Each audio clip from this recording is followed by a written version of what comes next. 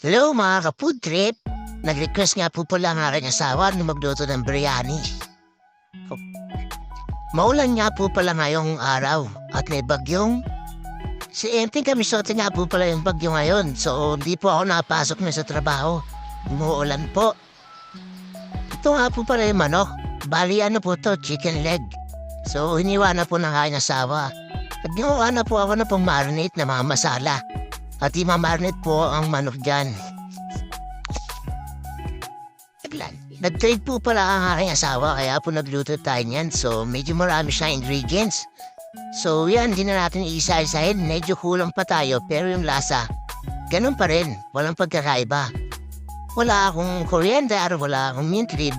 Pero may raita, makita niyo sa dulo. Halo ko na yung manok dyan, minarinate ko. Yan, pinaikot ko pa siya. Yan yung basmati. Bumili ang aking asawa. Ayan, binababad namin yan bago iluto para So yan, dito naghiwa tayo ng sibuyas, bawang. Ayan, sinap-chop-chop siya, luya, tomato. Tapos, gagawa tayo na paste. I-blend natin siya sa may small processor. So, kung gusto niyo yan, gayahin niyo na lang. Basta kayo na bahala sa lasa. Kayo din na nagtitimpla. Ayan guys, ay nalaglag pa. Naku po. Ayan guys, pinaandol ko na yung kalan. Ayan, tutunog pa yan guys. Yan guys, nilagyan ko na siya ng mantika. So, kayo na bahala guys. So, dati kasi meron akong kasama, mga Indiano, kaya medyo marunong din ako. Yan, nandito namin dyan na onion, fried onion. Itatamis namin siya. Sa lahat ng mga makapanood, sasabihin ba't hindi kompleto yung ingredients? Kasi yung mga ibang ingredients wala dito. Ginawa lang namin siya ng paraan.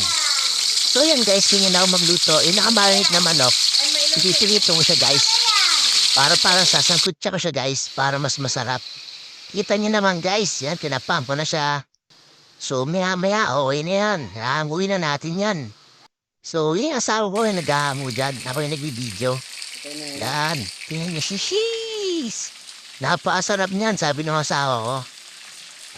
Yan dito guys, yung pinaganawa namin ng fried onion. Dito na rin ako naggisa. Yan, inuna ko na yung bawang.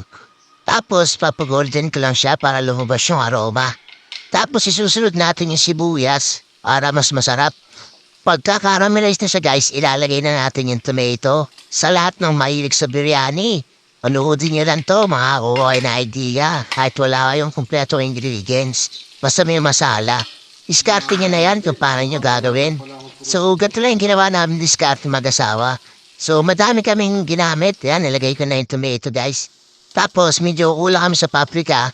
Meron kaming tanim na bell pepper. Yun ang ginamit namin para medyo bumaho.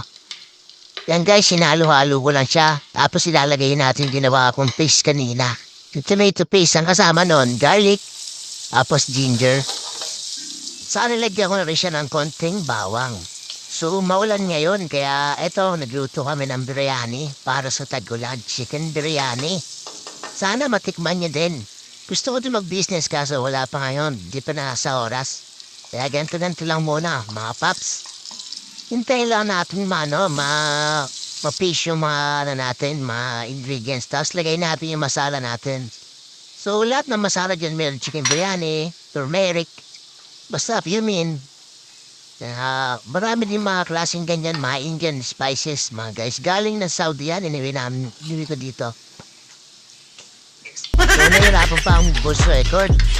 So what yung sinabi ko daralan na? So yan, naging hayaharing anak. So, ganito lang ang buhay namin. Yan guys, nilagay na natin yung manok na minarinate natin tapos pinirito muna natin. So yan guys, medyo okay na. Palalaputin lang natin at titikman natin. Ayun, nakita niyo naman guys. Sheesh! Yan guys, naglagay ako ng wala kasi ng butter. So, nilagay ko star margarine. Iano natin yan guys para may linya natin kanin, tapos manok, tapos masala. Tapos ilalagay natin siya sa slow fire para umapit yung mga amoy niya guys sa ilalim. Mga spices.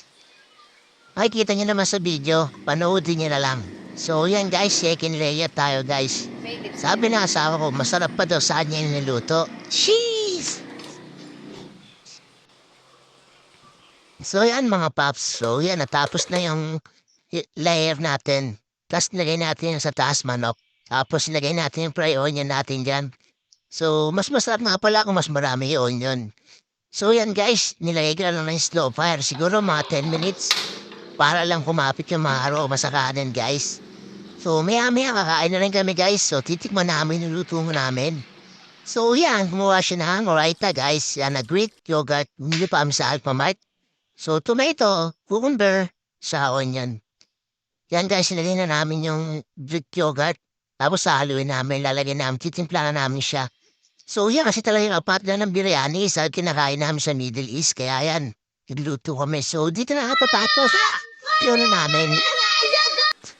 So yeah, yummy guys. Ipi-plating natin yan. Tapos papaitan namin. Gaano kasarap. Sana matikman nyo din. Diba? Chicken biryani.